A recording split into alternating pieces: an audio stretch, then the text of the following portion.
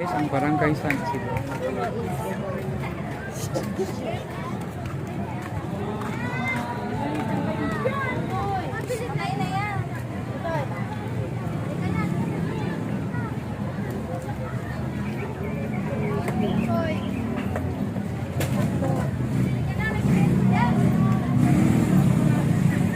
Barangay San Isidro.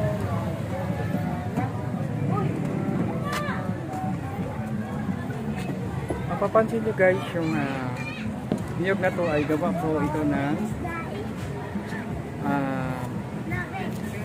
mais guys. Hinihimay-himay na mais, pinagdidikit nila guys at munggo.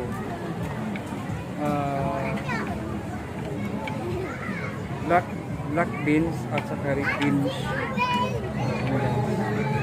Mga ano yan guys, mga buto yan guys.